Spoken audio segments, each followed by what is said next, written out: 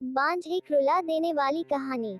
14 साल की उम्र में जब खेलने कूदने की उम्र होती है, तब रिश्ता हो गया। उस समय में सभी की लड़कियां 12-13 वर्ष में ही ब्याह दी जाती थी। शादी का मतलब भी नहीं पता था, बस यह सोचकर खुश होते थे कि नए नए कपड़े मिलेंगे। माँ थी नहीं तो पिताजी ने बस जो थोड़ा सा घर का कामकाज सिखाया वही आता था। शादी का दिन आया और बस सारी रस्मों के बाद विदाई का वक्त भी आ गया।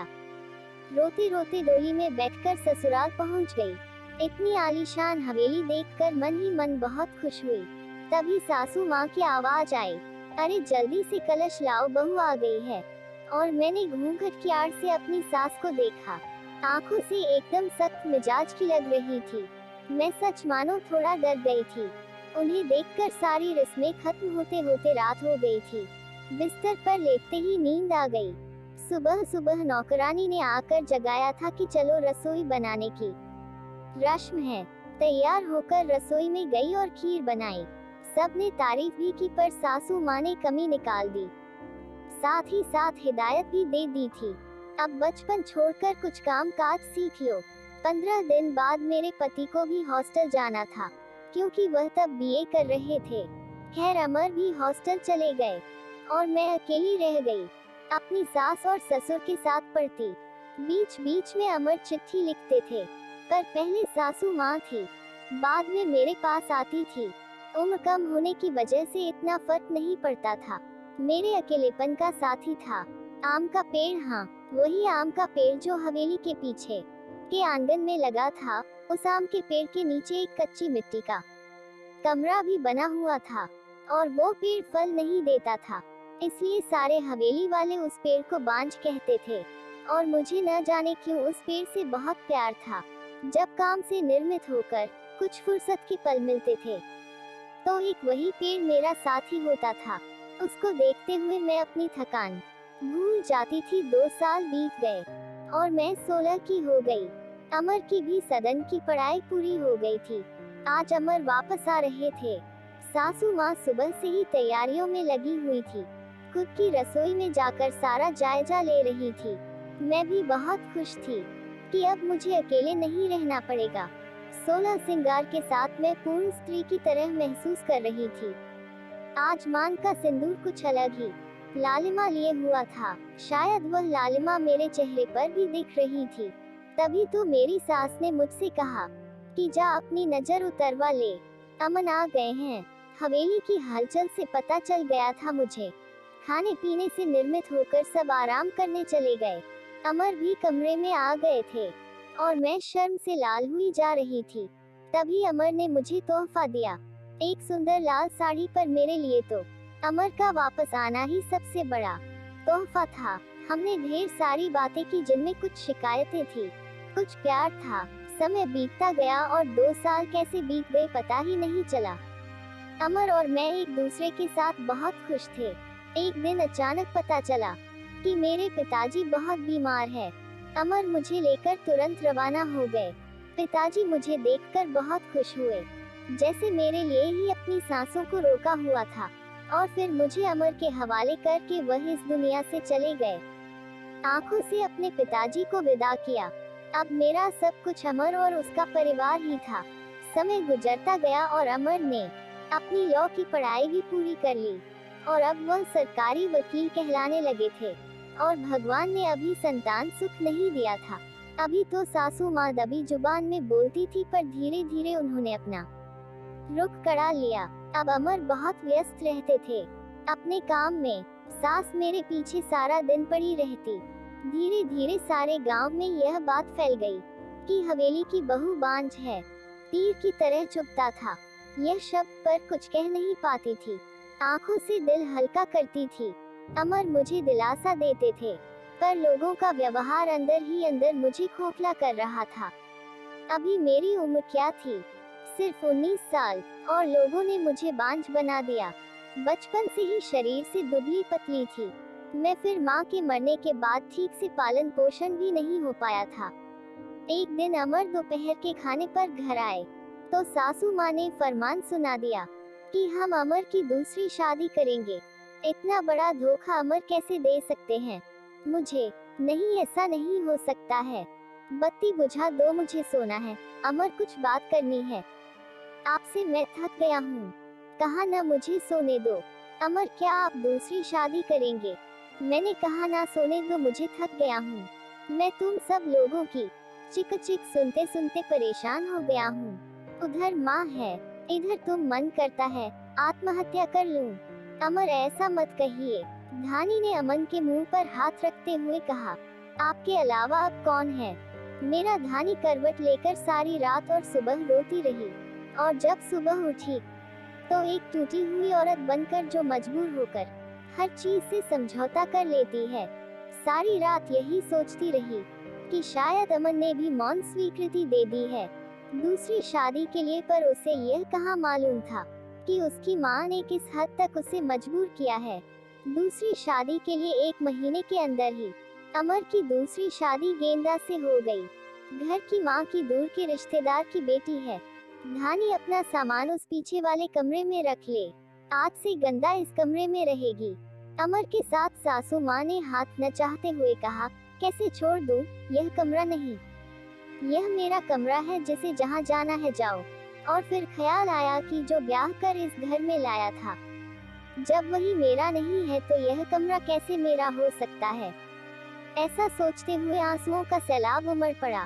सिंदूर की डिब्बी और कुछ कपड़े लेकर उस कच्ची मिट्टी के कमरे की तरफ बढ़ गई। सामान एक कोने में रखकर खिड़की पर बैठ गई और उस आम के पेड़ को देखते हुए उसको निहारने लगी। इसे कुछ कम हो जाएगा, किस्मत कहूँ या कुछ और, कि आज मेरी हालत भी इस पेड़ की तरह हो गई है। अकेला बेसहारा जैसे यह अभी तक अपने अस्तित्व को बचाने के लिए सफल रहा है, क्या मैं इसकी तरह मजबूत रह सकूंगी या फिर किसी कमजोर लता की तरह मुरझा जाऊंगी और अपना अस्तित्व खो दूंगी? नहीं, ऐसा नहीं होगा। मैं मजबूत रहूंगी। जब यह बेजुबान पेड़ सबसे लड़ सकता है तो मैं क्यों नहीं? अपने विचार श्रृंखला से बाहर आते ही मैंने अपने आप को संभाला और हर स्थिति से लड़ने के लिए तैयार किया। दिन गुजरते गए और मैंने घर के कामों में अपने आप को व्यस्त कर लिया। अपने कोठरी के आसपास खूब सारे पेड़ लगाए और बाकी बचे हुए समय में उन पेड़ों की देखभाल करने लगी। साथ ही आम के पेड़ की खास देखभाल करती थी। एक गेंदा एक सुलझी हुई लड़की है। वह जब भी मुझसे बात करने के लिए आती, मेरी सास उसे बहाने से बुला लेती। अमर पहले से भी ज्यादा व्यस्त रहने लगे थे। मुझसे बात तो करते थे और एक पछतावा हमेशा उनकी आंखों में देखा था। शायद मेरी हालत देखकर बुरा लगता था उन्हें, पर माँ के खिलाफ जाने की हिम्मत नहीं जुटा पाते थे। गेंदा के दिन से खुशी से गुजर रहे थे और देखते ही देखते वह दिन भी आ गया जब गेंदा ने खुशखबरी सुना दी कि वह माँ बनने वाली है। पूरी हवेली में त्योहार जैसा माहौल हो गया। सारे नौकरों में तो तोहफे बांटे जाने लगे। मैं भी बहुत खुश थी कि चलो अच्छा है, अब घर में एक नया मेहमान आएगा। शायद मेरी जिंदगी का सूनापन गया। गेंदा बहुत कमजोर थी और उम्र भी 16 साल, उसे बहुत तकलीफ होती थी। सासू माँ का आदेश था कि उसकी अच्छे से सेवा की जाए, जैसे कि उसकी कमजोरी दूर हो। सारी देखभाल के बाद भी गेंदा का वजन कुछ खास नहीं बढ़ रहा था। एक दिन चिंतित होते हुए मैंने अमर से कहा भी कि गेंदा को शहर में किसी अच्छे डॉक्टर को दिखाना, और सासू माँ ने यह कहकर मना कर दिया कि हमारे भी बच्चे घर पर हुए हैं। और अमर की वही पुरानी आदत कि अपनी माँ के खिलाफ वो जा ही नहीं सकते थे। एक दिन गेंदा की तबीयत कुछ खराब होने लगी। उसकी सांस बहुत फूल रही थी। घबराकर मैंने गांव के वैद्य जी को बुलावा भेजा गया। वैद्य जी ने आकर कुछ दवाएं दी और खून की कमी भी बताई। और जब मैंने अमर को यह सब बताया तो सासू माँ ने मुझे गेंदा से दूर रहने का आदेश दे दिया, यह कहकर कि एक बांझ की छाया भी नहीं पड़नी चाहिए गेंदा पर। मुझे गेंदा से दूर कर दिया गया और मैं भी अपनी कोठरी में अकेली सारा दिन बंद रहने लगी। या ये कहूँ कि अंदर ही अंदर मैं खुद ही डर गई थी कि कहीं सचमुच मेरी वजह से गेंदा को कुछ न हो जाए। कुछ दिन बाद रात में नौकरों का शोर शराबा सुन के आंगन की तरफ भागी, देखा तो गेंदा के प्रस्ताव का समय आ गया था। गांव की औरतों और दाइयों को बुलाया गया। पूरी हवेली में हलचल का माहौल था। मैंने अमर की तरफ देखा, बहुत डरे हुए लग रहे थे। उनके पास गई और उन्हें थोड़ा धैर्य रखने को कहा। थोड़ी देर में ही बच्चे की किलकारी गूंजने लगी। हम सभी की खुशी का ठिकाना नहीं रहा था। तभी काकी ने बाहर आकर बताया कि ज्यादा की कमजोरी और खून की कमी के कारण वह गेंदा को बचा नहीं पाए। बेटी को जन्म देते ही गेंदा का देहांत हो गया। हाय, पोते का मुंह नहीं देख पाई मैं, अब कैसे मेनरा वंश चलेगा। सासू माँ का विलाप सारी हवेली में गूंज रहा था। दूध मुन्हे बच्चे को देखकर मेरा कलेजा मुंह को आता था। ऐसा लगता जैसे वह मैं हूँ। मैंने उसे कलेजे से लगा के रखा। जिनकी माँ नहीं होती वह बच्चे कुछ ज्यादा ही समझदार होते हैं। शायद जरा भी परेशान नहीं करती थी। वह मुझे पर दूध पीते ही सो जाती थी। सासू माँ का वही राग चलता रहता कि लड़कियों से वंश नहीं चलता है, पर अब शायद किसी को फर्क नहीं पड़ता था। अमर पहले से खुश रहने लगे थे। ऑफिस से आते ही मेरे कमरे में आते और गुड़िया को खिलाते। मुझे भी अमर को खुश देखकर अच्छा लगता था। साल बीत चुका था, गेंदा को गए हुए और गुड़िया को आए हुए। आज गेंदा की बरसी है। हवेली में छोटी सी पूजा रखवाई है।